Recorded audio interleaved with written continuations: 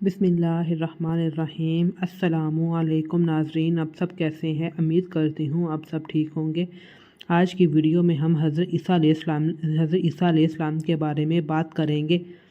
اللہ کی قدرت بہت بے مثال، انسانی عقل نہیں سمجھ سکتی، وہ لامحدود ہے۔ اس کا ہر کام ایک طرح کا کرشمہ۔ اس نے نیاد اپنی قدرت کی کاریگری سے کبھی بغیر ماں باپ کے حضرت آدم علیہ السلام کو پیدا فرمایا، تو کبھی بغیر ماں کے حضرت حوا علیہ السلام کو پیدا فرمایا، پھر اس کے بعد بغیر باپ کے اپنے برگزیدہ پیغمبر حضرت عیسیٰ علیہ السلام کو پیدا فرمایا اور ان کے معجزات کی اجازت سے نوازا، پھر دشمنوں سے محفوظ کرنے اور قرب قیامت فتنوں ختم کرنے کے لیے سامان پر اٹھا لیا۔ ویڈیو شروع کرنے سے پہلے آپ سب سے ایک گزارش ہے کہ میری ویڈیو کو لائک، شیئر، ایک پیارا سا کمنٹ اور چینل کو سبسکرائب کرنا نہ بھولیے گا، اور ساتھ ہی بیل آئیکن ضرور پریس کیجیے گا تاکہ میری ہر آنے والی ویڈیو آپ تک بآسانی پہنچ سکے۔ چلے ہم اب اپنے موضوع کی طرف چلتے ہیں۔ حضرت عیسیٰ علیہ السلام بنی اسرائیل میں مبعوث ہونے والے آخری نبی تھے۔ آپ نے اپنی قوم کو خاتم الانبیاء حضرت محمد صلی اللہ علیہ وآلہ وسلم کی آمد کی خوشخبری دی۔ قرآن مجید میں ارشاد ہے، جب عیسیٰ ابن مریم نے کہا، اے بنی اسرائیل، میں تمہارے پاس اللہ کا بھیجا ہوا ہوں اور پیغمبر کی جو میرے بعد آئیں گے، جن کا نام احمد صلی اللہ علیہ وآلہ وسلم ہوگا، بشارت سناتا ہوں۔ حضرت عیسیٰ علیہ السلام کے بعد تقریباً 600 سال تک کوئی نبی نہیں آیا۔ پھر اللہ تعالیٰ نے ہمارے آقا سرکار دو عالم صلی اللہ علیہ وسلم سارے جہانوں کے لیے رحمت بنا کر بھیجا اور ان پر آخری آسمانی کتاب نازل فرمائی۔ حضرت عیسیٰ علیہ السلام پر انجیل نازل فرمائی گئی۔ ارشاد باری تعالیٰ ہے، اور ہم ان پیغمبروں کے بعد عیسیٰ ابن مریم کو اپنے پہلے کتاب یعنی تورات کی تصدیق کرنے والا بنا کر بھیجا، اور ہم نے انجیل عطا کی جس میں ہدایت اور نور تھا۔ ابن جریر نے تحریر کیا ہے، حضرت عیسیٰ علیہ السلام جب انجیل نازل ہوئی، آپ رضی اللہ عنہ کی عمر مبارک 30 سال تھی۔ نبوت کے 3 سال بعد یعنی 33 سال کی عمر میں اللہ نے آپ کو آسمان پر اٹھا لیا۔ سورۃ مریم کی آیت 16 سے 35 کے ترجمہ حضرت عیسیٰ علیہ السلام کی پیدائش کا ذکر فرمایا گیا ہے۔ حضرت مریم بیت المقدس کے متصل حجرے میں قیام پذیر تھی۔ ایک دن وہ مسجد کے مشرقی کونے میں عبادت یا کسی اور مقصد سے تشریف لے گئے، پردہ کر لیا۔ امام قرطبی فرماتے ہیں کہ حسب عادت یکسوئی کے ساتھ عبادت الہی مشغول ہونے کے لیے حجرے کی مشرقی جانب کسی گوشے میں تشریف لے گئیں۔ حضرت ابن عباس سے منقول ہے، نصارہ جو مشرق کی جانب اپنا قبلہ بنایا، اس جانب کی بڑی تعظیم کرتے ہیں۔ اس کی وجہ یہ ہے حضرت مریم اس گوشے میں تنہا تھی۔ اچانک حضرت جبرائیل امین آسانی شکل میں تشریف لائے۔ حضرت مریم نے ایک اجنبی شخص کو جو اپنے قریب دیکھا اور گھبرا گئی اور کہنے لگی، میں تجھ سے رحمان کی پناہ مانگتی ہوں، اگر تو اللہ سے ڈرتا ہے تو یہاں سے چلا جا۔ حضرت جبرائیل نے فرمایا، مجھ سے ڈرو نہیں، میں تو پروردگار کا بھیجا ہوا فرشتہ ہوں، تمہیں ایک پاکیزہ بیٹا دینے کی خوشخبری لایا ہوں۔ حضرت مریم نہایت حیران اور پریشان ہوئی، تعجب سے فرمایا، بھلا میرے بچہ کیسے ہو سکتا ہے؟ مجھے تو کسی انسان نے آج تک ہاتھ نہیں لگایا، نہ ہی میں بدکار ہوں۔ حضرت جبرائیل نے فرمایا، بات تو یہی ہے، اللہ تعالیٰ نے فرماتے ہیں کہ یہ میرے لیے بہت آسان ہے، ہم اس سے اپنی قدرت تخلیق کے لیے نشانی بنانا چاہتے ہیں۔ اس سے قبل ہم نے تمہارے باپ آدم کو مرد عورت کے بغیر، تمہاری ماں کو حوا کو صرف مرد سے پیدا کیا۔ اب عیسیٰ علیہ السلام کو پیدا کر کے چوتھی شکل میں پیدا کرنے پر اپنی قدرت کا اظہار کرنا چاہتے ہیں، اور وہ ہے بغیر مرد کی پیدا کرنا۔ دراصل اللہ تو قادر مطلق ہے، اور جس طرح چاہے پیدا کر سکتا ہے۔ وہ بے جان چیز سے جاندار کو پیدا کر سکتا ہے اور جاندار سے بے جان کو۔ بیٹے کی بشارت کے بعد حضرت جبرائیل نے آپ رضی اللہ عنہ پر پھونک ماری اور وہاں سے چلے گئے۔ کچھ دنوں کے بعد حضرت مریم کو بچے کی پیدائش کے آثار محسوس ہونے لگے۔ جیسے جیسے بچے کی پیدائش کے دن قریب آتے جا رہے تھے، ان کی پریشانی میں اضافہ ہوتا جا رہا تھا۔ جب پیدائش کا وقت قریب آیا تو آپ رضی اللہ عنہ لوگوں کے خوف سے بیت المقدس چھوڑ کر تقریباً 9 میل دور جنگل کی جانب ایک پہاڑی کوہ سرات کی جانب چلی گئیں۔ یہ وہ جگہ ہے جو بعد میں بیت الحلم کہلائی ہے۔ جب درد شروع ہوئی تو آپ رضی اللہ عنہ کھجور کے ساتھ ٹیک لگا کر بیٹھ گئیں۔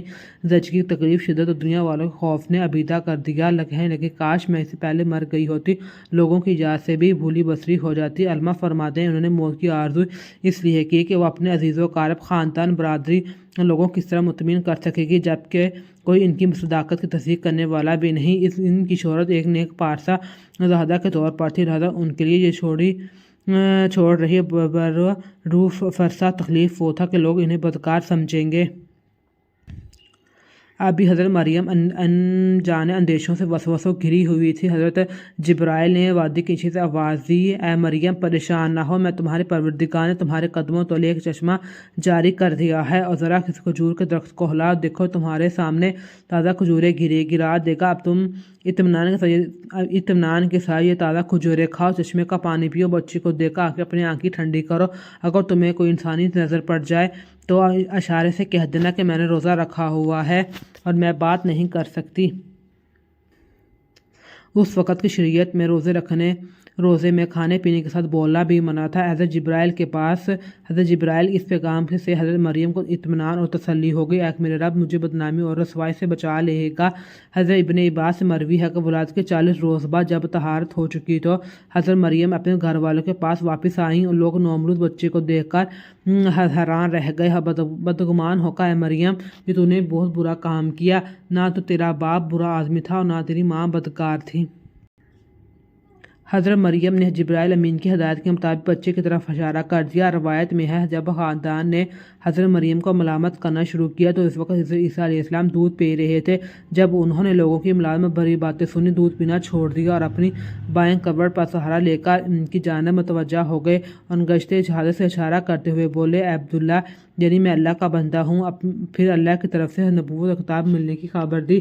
اس کے بعد فرمایا، اللہ نے مجھے نماز اور زکوٰۃ کا پابند بنایا، جب تک میں زندہ ہوں مجھے اپنی والدہ کا حق ادا کرنے والا بنایا، مجھ کو سرکش بدبخت نہیں بنایا۔ اللہ کی سلامتی ہے مجھ پر جب میں پیدا ہوا، جب میں مروں گا، جب دوبارہ زندہ کر کے اٹھایا جاؤں گا۔ لوگوں نے جب نومولود بچے کے منہ سے یہ الفاظ سنے تو حیرت زدہ رہ گئے، اور انہیں یقین ہو گیا کہ بی بی مریم پاک دامن ہے، یہ بچہ اللہ کا برگزیدہ بندہ ہے۔ اس واقعے کے بعد خاندان بنی اسرائیل کے لوگ سمجھدار لوگ دونوں کی بڑی عزت کرنے لگے اور انہیں خیر و برکت کا باعث سمجھنے لگے۔ حضرت ابن عباس سے مروی ہے کہ حضرت عیسیٰ ابن مریم کو گود میں بات چیت کے بعد کلام کرنے سے رک گئے تھے، پھر جب لڑکپن کو چھونے لگے، اللہ تعالیٰ نے ان کی زبان پر حکمت اور دانائی کی باتیں جاری کر دیا۔ حضرت عیسیٰ علیہ السلام بچپن میں اللہ کی طرف سے الہام کردہ عجائبات نظارہ کرتے تھے۔ یہ بات یہودیوں میں پھیل گئی، انہوں نے آپ رضی اللہ عنہ کے خلاف منصوبے بنانے شروع کر دیے، حالانکہ آپ رضی اللہ عنہ خاندان کے لوگ آپ رضی اللہ عنہ کی اور حضرت مریم کی بہت عزت کرتے۔ یہود نے آپ رضی اللہ تعالیٰ عنہ آپ کی والدہ کے متعلق اس طرح سے اعتراضات شروع کر دی۔ یہ وہ وقت تھا جب حضرت زکریا علیہ السلام بنی اسرائیل کے پیغمبر تھے، لیکن یہود اپنی سابقہ روایات اور عادتیں خبیثہ کے باعث حضرت زکریا علیہ السلام کی نافرمانی اور ان کی تکذیب کرتے تھے۔ ان لوگوں کے مختلف گروہوں میں تقسیم ہو کر مشرکانہ طور طریقے اختیار کر لیے تھے، جہاں تک کہ اپنی خواہشات کے مطابق رات میں بھی بہت زیادہ رد و بدل کر لیا تھا۔ ان کے عقائد و اعمال دن بدن بدتر سے بدتر ہوتے چلے جا رہے تھے۔ جب بیت المقدس کے حالات خراب ہونے لگے، حضرت مریم آپ رضی اللہ عنہ کو لے کر اپنے عزیزوں کے پاس مصر چلی گئیں۔ 13 سال بعد اللہ تعالیٰ کے حکم سے مصر واپس ہوئیں۔ ان کے علاوہ مردوں کو زندہ کرنا، کوڑیوں کو صحیح کرنا، دوسرے معجزات سے نوازا، معجزات، انعامات اور فضیلتیں۔ اللہ تبارک تعالیٰ نے ہر نبی کو اس کے زمانے کے حالات مشاہدات کے مطابق معجزے عطا فرمائے، ان کی صداقت اور فضیلت اور برتری نمایاں رہی۔ اللہ تعالیٰ نے حضرت عیسیٰ علیہ السلام کو بھی معجزے اور فضیلتیں عطا فرمائی۔ سب سے پہلا معجزہ تو حضرت عیسیٰ علیہ السلام کا بغیر والد کے پیدا ہونا، گوشِ مادر کلام کر کے اپنی والدہ کے پاکیزگی اور صداقت کی گواہی دی۔ مٹی کا پرندہ بناتے، اس کا پھونک مارتے، اللہ تعالیٰ کے حکم سے پرندہ بن جاتا۔ پیدائشی نابینا کی آنکھوں پہ ہاتھ رکھتے، ان کی بنائیں ایسی آ جاتی جیسے کبھی نابینا نہ ہوں۔ براہ سے جسام اور کوڑا کے مریضوں کے اللہ کے حکم سے صحیح کرتے، مردوں کو زندہ کر دیتے۔ لوگ جو کچھ گھروں سے کھا کر آتے وہ اپنے گھروں میں ذخیرہ کرتے، ان کی تفصیل بتا دیتے۔ اللہ نے یہود و نصارہ کو پھانسی سے بچا کر زندہ سلامت آسمانوں پر اٹھا لیا۔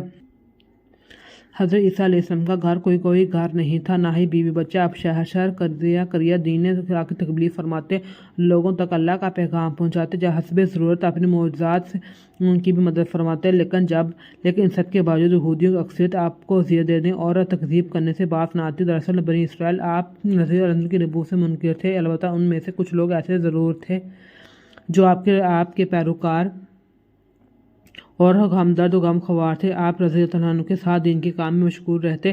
قرآن کریم میں انہیں حواری کے نام سے یاد کیا۔ ارشاد باری تعالیٰ، جب عیسیٰ علیہ السلام نے ان کو کفر محسوس کرے تو کہنے لگے، اللہ تعالیٰ کی راہ میں مدد میری مدد کرنے والا کون کون ہے؟ حواریوں نے جواب دیا، ہم اللہ تعالیٰ کی راہ میں آپ کے مددگار ہیں۔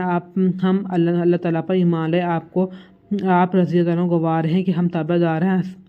لفظ حواری حور سے ماخوذ ہے، جس کے لغوی معنی سفیدی کے ہیں۔ اسلام میں حضرت عیسیٰ علیہ السلام کے مخلص ساتھیوں کو لقب دیا گیا، جیسے حضور صلی اللہ علیہ وسلم کو ساتھیوں کو صحابی کے لقب سے نوازا گیا۔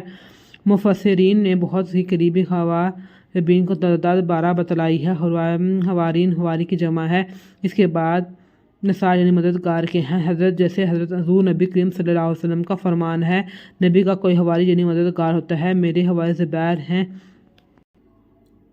حضرت عیسیٰ علیہ السلام نے بنی اسرائیل کے سامنے اپنے نبوت و معجزات کا اعلان کرتے ہوئے یہ تقریر فرمائی۔ قرآن مجید کی سورۃ آل عمران میں ہے، اللہ تعالیٰ اور اللہ اسے کتاب اور حکمت اور توراۃ انجیل سکھائے گا، اور وہ عیسیٰ بنی اسرائیل کی طرف رسول ہوگا۔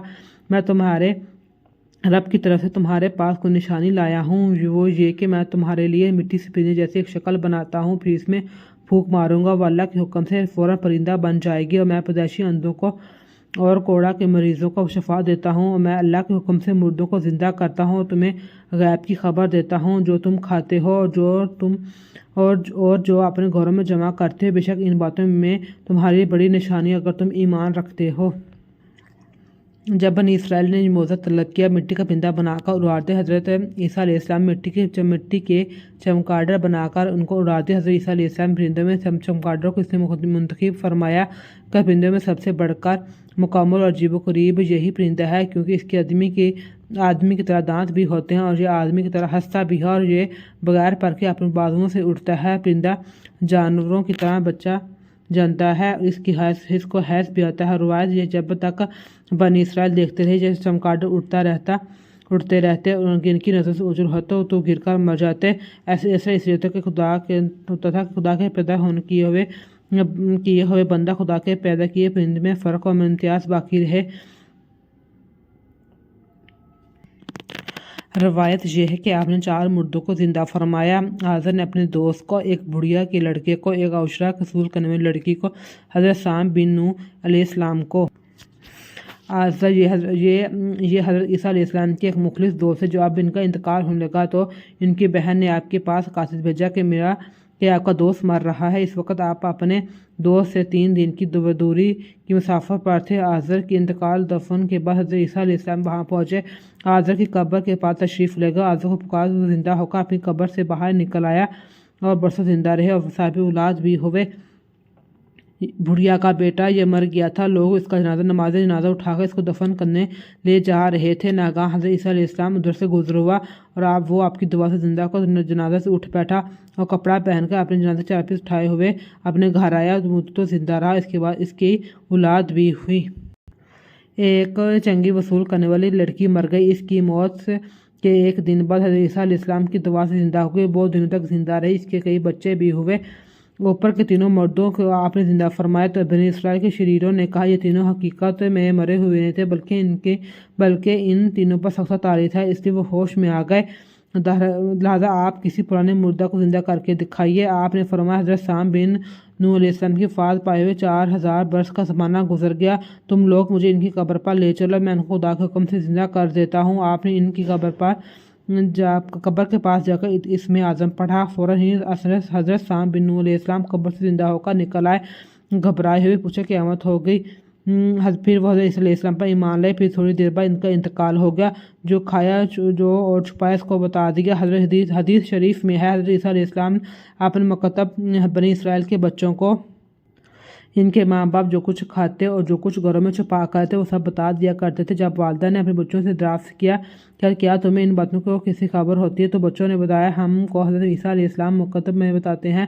اس ان کا ماں باپ نے بچوں کو مکتب جانے سے روک لیا اور کہا حضرت عیسیٰ علیہ السلام جادوگر ہیں۔ جب حضرت عیسیٰ علیہ السلام بچوں کی تلاش میں بستی کے داخل تو بنی اسرائیل نے اپنے بچوں کو ایک مکان میں اندر چھپا دیا، بچے جہاں نہیں۔ آپ نے پوچھا گھر میں کون؟ تو شریروں نے کہہ دیا کہ گھر میں سور بندر ہیں۔ آپ نے فرمایا اچھا